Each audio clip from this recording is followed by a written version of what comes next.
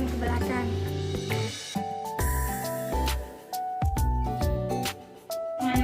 Assalamualaikum warahmatullahi wabarakatuh.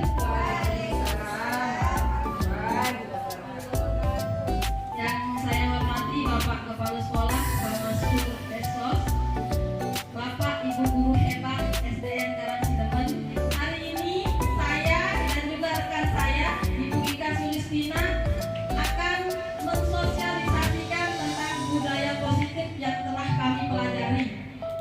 Adapun teori kontrol menurut Dr. William Glasser, ada 4 teori kontrol yang harus kita miliki sebagai seorang pendidik. Yang pertama, Anda tidak bisa mengontrol orang lain, hanya Anda yang bisa mengontrol diri Anda. Kira-kira sekarang saya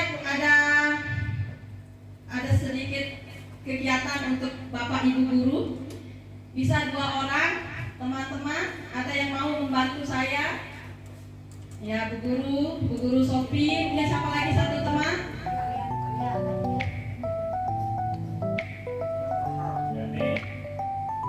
Boleh di sampingnya mungkin.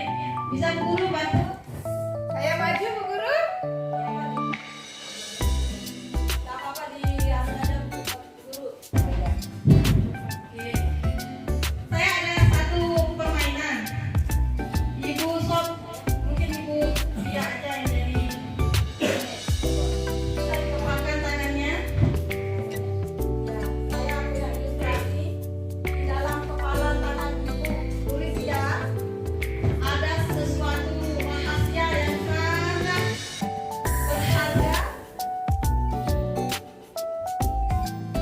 Ada rahasia yang sangat berharga ya. Bisa Ibu mungkin tuliskan di sana sesuatu hal yang berharga dalam kehidupan Ibu. Mungkin Pak.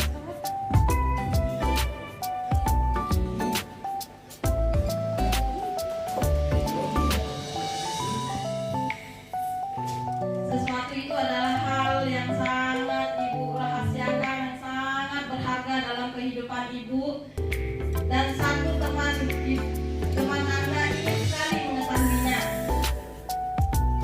Kira-kira teman ini, Ibu Sophie ini bisa tidak merayu Anda untuk mau memberitahu rahasia penting yang ada di genggaman Ibu? Seperti itu.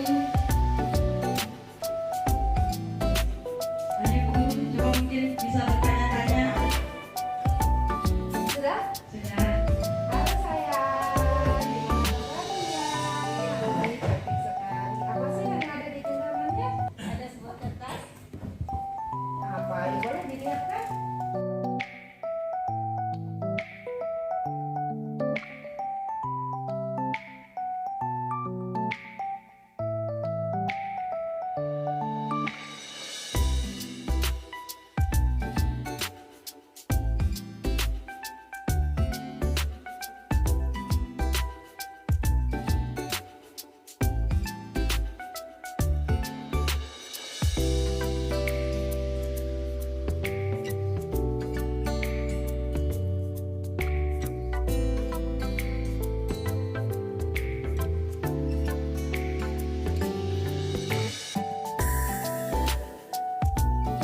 Hati.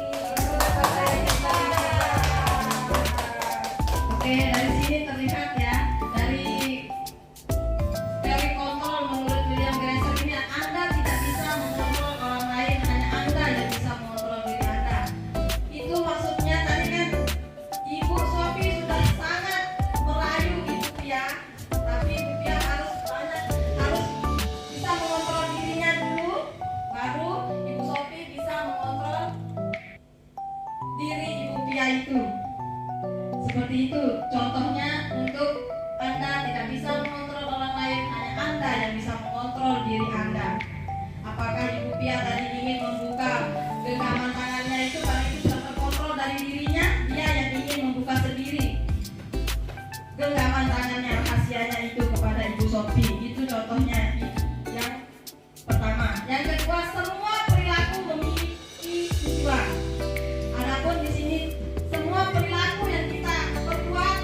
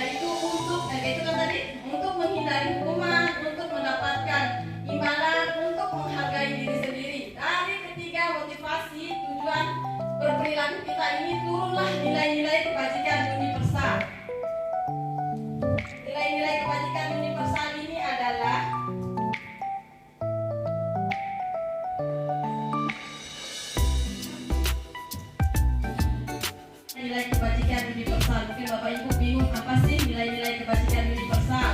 Nilai-nilai kebajikan universal adalah sifat positif manusia yang merupakan tujuan mulia yang ingin dicapai setiap individu. Nilai-nilai bersifat universal dan entos bahasa, suku, bangsa, agama maupun latar belakang. Setiap perilaku perbuatan memiliki tujuan. Dengan mengingatkan nilai-nilai kebajikan yang diyakini seseorang, maka motivasi intrinsiknya akan terbangun sehingga menggerakkan motivasi dari dalam diri untuk dapat menciptakan tujuan mulia yang diinginkan. Nilai-nilai kebajikan yang ingin dicapai oleh setiap anak Indonesia kita kenal dengan profil pelajar Pancasila, yaitu beriman dan bertakwa pada Tuhan Yang Maha Esa, mandiri, bernalar kritis, bergotong royong dan kreatif. Selanjutnya adalah kita mengetahui kebutuhan dasar manusia. Adapun kebutuhan dasar manusia adalah kasih sayang dan rasa diterima, penguasaan, kesenangan, kebebasan, dan bertahan hidup. Ya, terima kasih atas kesempatannya. Bismillahirrahmanirrahim. Assalamualaikum warahmatullahi wabarakatuh.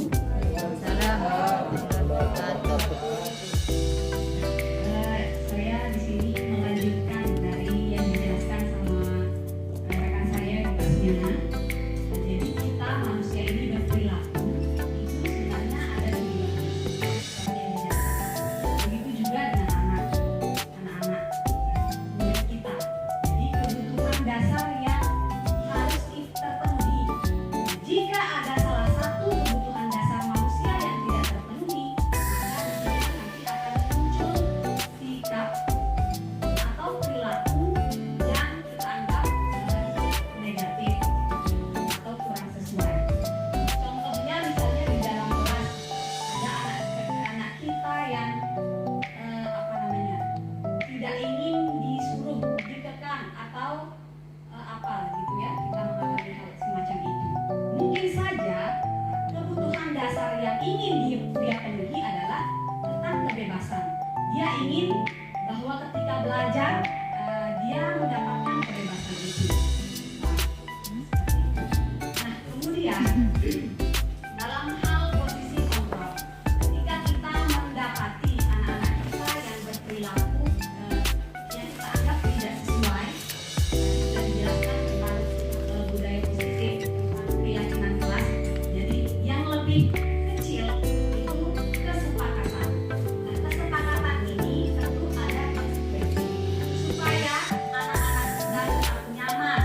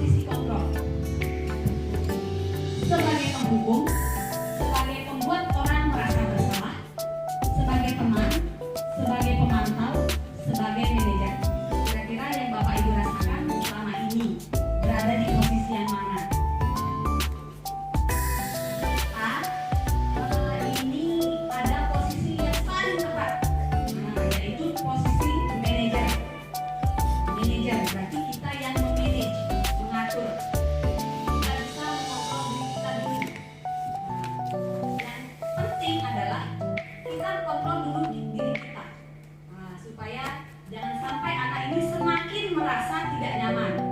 Dia sudah melakukan kesalahan, lagi kita berikan tindakan yang kurang tepat sehingga anak merasa kurang nyaman berada di lingkungan kita. Nah itu yang kita hindari, sama-sama kita hindari agar tujuannya sebenarnya di sekolah itu kita membangun suasana yang nyaman untuk anak kita.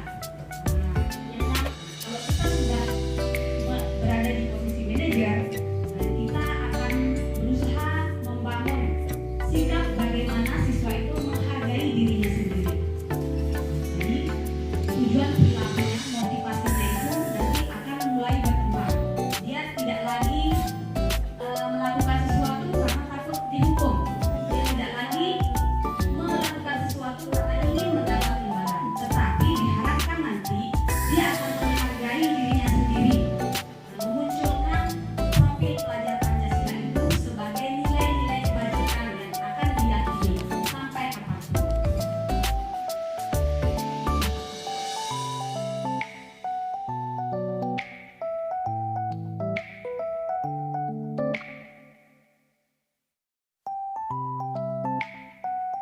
Atau ada cara lain tidak bagaimana supaya tujuan kita hari ini itu tercapai? Itu untuk manajer, posisi manajer. Nah, di sini jelas perbedaannya di sini ya.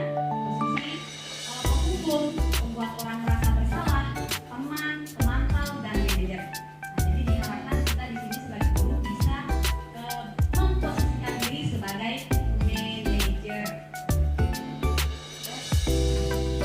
Nah, lalu ketika yang tadi ya lanjutannya ini ada restitusi namanya. Apa sih restitusi?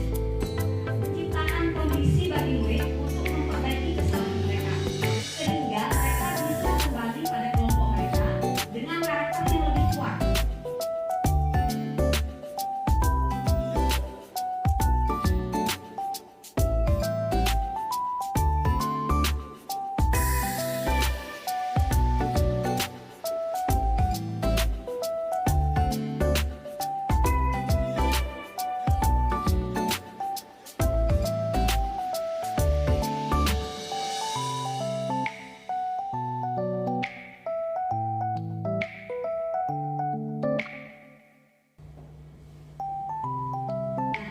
Ini adalah perbedaan antara hukuman, konsekuensi, dan restitusi. Hukuman itu bersikap negatif, lalu konsekuensi ini netral, dan restitusi inilah positif. Nah, ada langkah-langkah segitiga restitusi yang bisa kita lakukan sebagai seorang guru. Nah, yang pertama, menstabilkan identitas, lalu menanyakan keyakinan dan validasi kebutuhan. Yang pertama, menstabilkan identitas.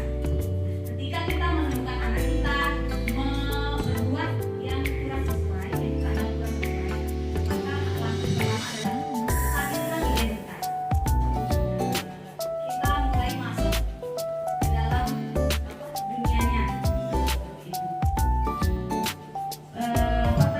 Kata-kata yang bisa kita katakan ketika menghadapi situasi tersebut. Setiap orang pasti pernah melakukan kesalahan. Tapi kita bisa memperbaiki ini dengan sama-sama. Lalu yang kedua, menanyakan keyakinan. Kita bisa mengatakan nilai apa sih yang telah kita sepakati selama ini? Lalu sebenarnya kamu ingin menjadi orang seperti apa? Apakah seperti ini atau bagaimana? Kita bisa mengajukan pertanyaan-pertanyaan seperti ini. Lalu yang terakhir, kamu tentu punya alasan mengapa melakukan ini. Kira-kira segitiga restitusi. Ya, terima kasih. Silakan mungkin ada teman-teman, rekan-rekan yang ingin memperjelas mungkin tadi dari penjelasan saya atau penjelasan Mbak Sumiana ada yang kurang jelas. Silakan. Silakan Bapak yang jaga. Assalamualaikum warahmatullahi wabarakatuh. Saya sedikit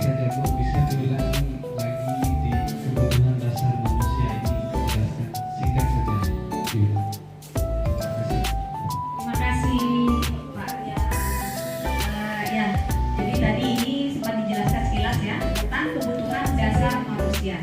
Jadi manusia pada umumnya itu berperilaku itu tujuannya untuk memenuhi kebutuhan dasar ini. Ya.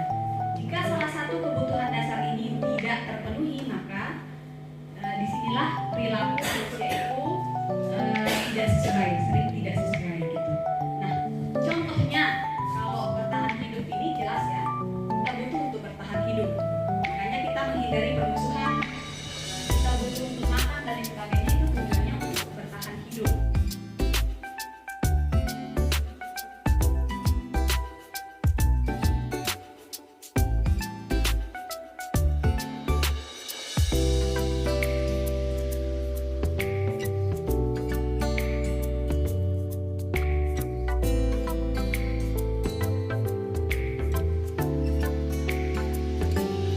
Insya Allah kedepannya kita sama-sama berusaha bagaimana menciptakan lingkungan sekolah yang nyaman sehingga anak-anak bisa nyaman di sekolah. Mungkin hanya itu. Mohon maaf jika ada kekurangan. Wabillahi taufiq wal hidayah. Wassalamualaikum warahmatullahi wabarakatuh.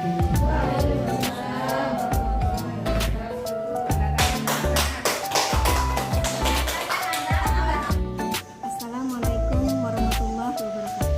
Saya Fitriani, guru kelas 3A, sangat mengapresiasi rekan-rekan guru yang mengikuti pendidikan guru penggerak yang telah memberikan pemahaman bagaimana menerapkan budaya positif di sekolah. Selama ini saya memahami bahwa hukuman adalah cara yang tepat untuk mendisiplinkan siswa. Tetapi ternyata ada cara lain yang lebih tepat yang dapat memunculkan motivasi murid secara intrinsik.